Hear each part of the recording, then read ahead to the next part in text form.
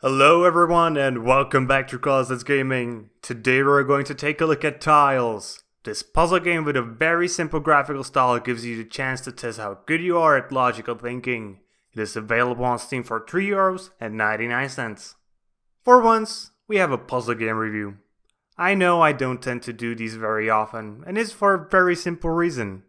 I often don't have that much fun playing them. So why have I picked this game for a review? To be honest, it was all because of two reasons. First, I like the clean look of this game. And second, I wanted a simple game to review. But anyways, let's take a look at this title. So, Tiles is a game about destroying, well, tiles, obviously. But not only you have to destroy all the blue tiles in each level, you also have to end the level on the red tile. So you have to consider what paths to take to actually get you to that point. Let's start by talking about the piles I have seen in the game. First, we have the generic blue tiles. They're just for you to walk on and destroy them. Nothing special about these. But sometimes you will see a light blue tile, which essentially has two lives, meaning that you have to walk over it twice to break it. Then we have the purple tiles that are indestructible and serve a very obvious purpose, allowing you to walk over them multiple times. And lastly, there are the orange tiles, and these come in two varieties. The first one dissipates over time, so you need to find a path that takes you over and back as fast as possible. And the second sort of pulsates, so you need to cross it very quickly before it goes away. And of course, as you progress through the game, things will be getting more and more complex, adding more mechanics on top of each other, making the paths you need to take less and less obvious, so you have to think about the path you're going to take much more and you can just wing it. So, mechanically the game is actually fine. Everything works and does provide an interesting puzzle game. But that doesn't mean that there aren't a few issues I have with it. I'll start with a smaller one, and it is concerning the orange pulsating tiles. As you're loaded into a level, they're just there, and they don't start to pulsate until you make your first move and the timer begins. That means sometimes you can't see the pattern or the speed in which they are pulsating, making you do a lot of mistakes that aren't really your fault.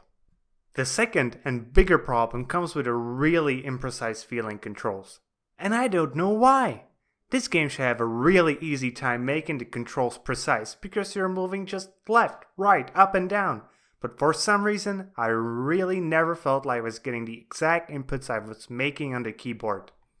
And it really felt bad, not being able to get in the inputs I wanted to.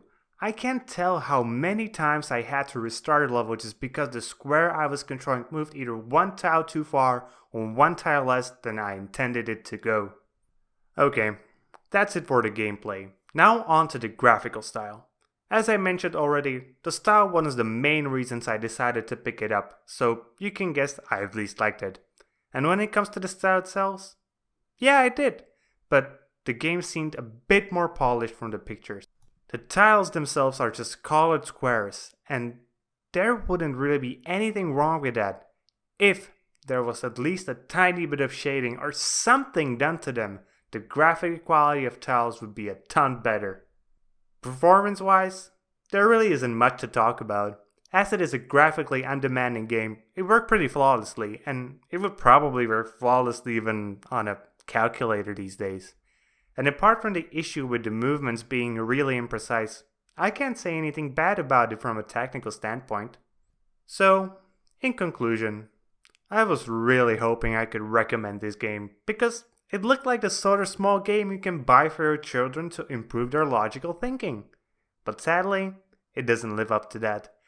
While the game itself is sort of fine, the fact that there are tons of issues with the controls make it really unrecommendable. Maybe if the game cost like €1 and not 4. For this price, there are tons of better puzzle games out there. Well, that's it for today, guys. Hope you liked the review, and if you did, please consider liking it, subscribing to my channel for more gaming reviews, and comment if you had something you would like to add. And if you didn't like the video, well, dislike it. See you all next time with more gaming content.